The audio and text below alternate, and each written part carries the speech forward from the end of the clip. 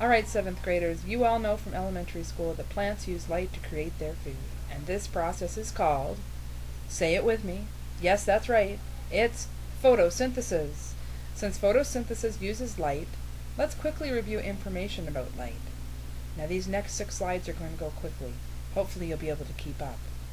Light is a form of energy and is made up of many colors: red, orange, yellow, green, blue, and violet.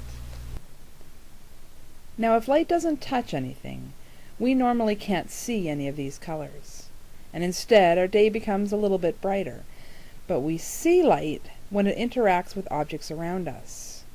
Light interacts with objects in different ways, depending on the properties of those items. Now there are 3 main words that we think about when we talk about light. The first of those words is transmission. Transmission simply means that light passes right through, like glass. The second word is reflection. Objects that we see have color. Their color is determined by the part of light that is reflected by the object. So, SpongeBob looks yellow because his sponge will not take in yellow and it is reflected back to us. Patriots' uniforms, Go Patriots, is blue because the fibers in the jersey reflect the blue part of light back to us. Reflection also occurs when light hits a shiny surface and bounces off, as in a mirror. The third word you should know is absorption. Absorption is what happens to all of the other colors that are not reflected.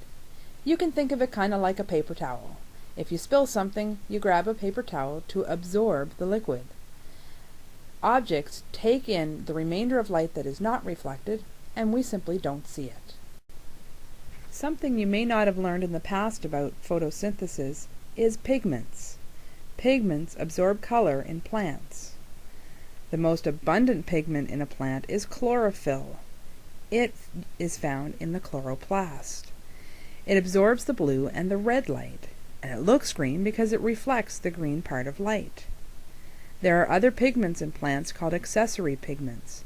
These pigments absorb orange and yellow light, and we can't usually see them because the chlorophyll overpowers them. Okay, now we're about halfway through, and we're just going to finish off this part of our lesson with a little description about photosynthesis.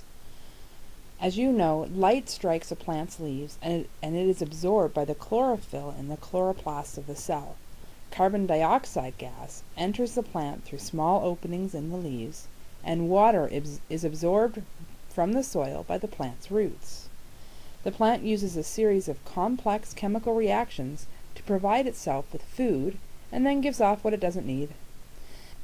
The plant cannot use all of the oxygen that it has brought in, so it gives some of it back out into the atmosphere for us to breathe.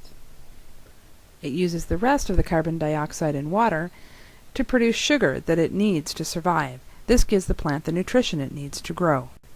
Now it's important to understand that no matter can be created or destroyed in a chemical reaction. And because of this, chemists use scientific equations that are equal on both sides to describe these complex reactions in photosynthesis. The chemical reaction looks like this. Carbon dioxide and water use light energy and chlorophyll to create the complex carbohydrates and oxygen that it needs. You can see that CO2 is the formula for carbon dioxide and H2O is the formula for water.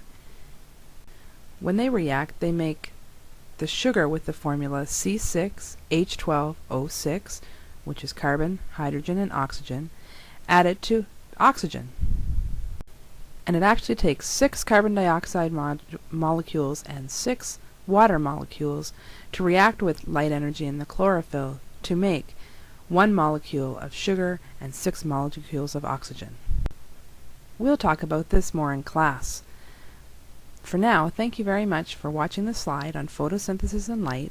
Please bring any questions that you might have to class on Monday. See you then.